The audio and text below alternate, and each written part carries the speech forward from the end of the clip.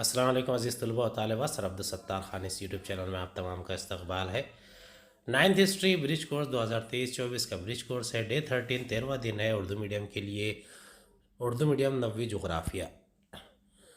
13वां दिन रतूबत और बादल, तबखीर और तकसीफ़ के कुदरती अमाल के बारे में मालूमात बयान करना, कुदरती अनासर का मुशाहिदा दर्जा बंदी करके नतीजे अख़ज़ करना, इनके दरमियान वजह और असर बताने के काबिल होता है।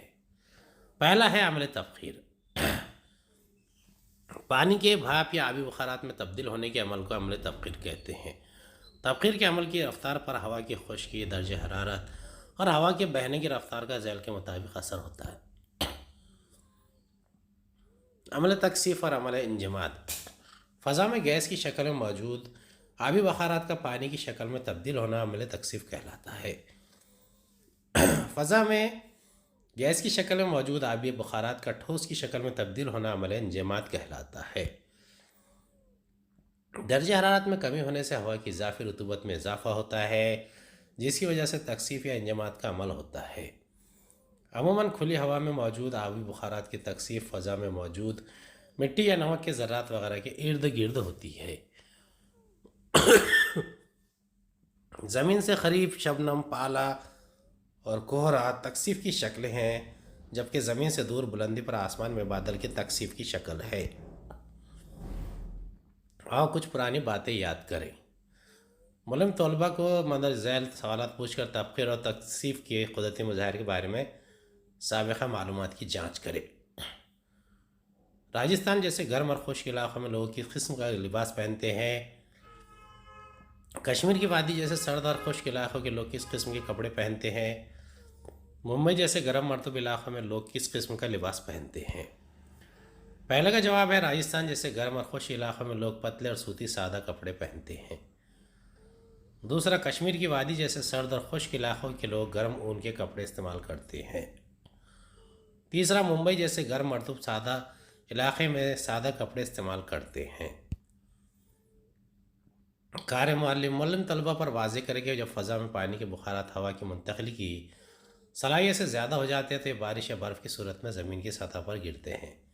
इसकी वजाहत मरहलावार की जाएगी। एक गहरा मुश्काब ट्रे, छलनी, स्पंज का एक खुश्क टुकड़ा, एक कील, हथौड़ा, एक बड़ा चम्मच, पानी, इंदराज, बयाज वगैरह।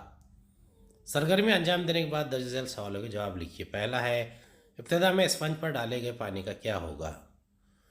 इब्तिदा स्पंज पर डाला गया पानी उछलकर गिर जाएगा।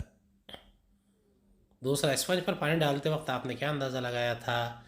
स्पंज पर पानी डालते वक्त मैंने अंदाज़ा लगाया कि शुरू में पानी उछलकर गिर जाता है, बाद में जज्ब हो जाता है।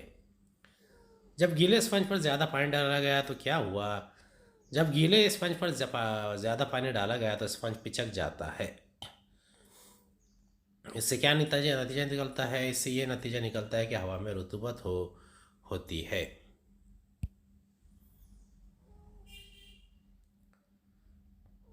अखबार से जुलाई महीने के लिए शाये होने वाली रोज़ाना आब हवा की मालूमात जमा कीजिए। ज़्यादा से ज़्यादा और कम से कम दर्जा हरारत के फ़र्क और हवा की रतूबत नमी के दरमियान ताल्लुक़ जोड़िए।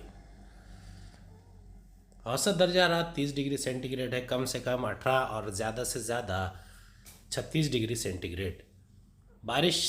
औसत बारिश है 311 मिलीमीटर 12 इंच, यानी दिन के 17 के औसत से, और धूप के दिन 14 है। जुलाई में नई दिल्ली और औसतन 61% निस्बतन नमी के साथ मुतदिल मरतूब रहा, जिसे चिपचिपा के तौर पर बयान किया जा सकता है।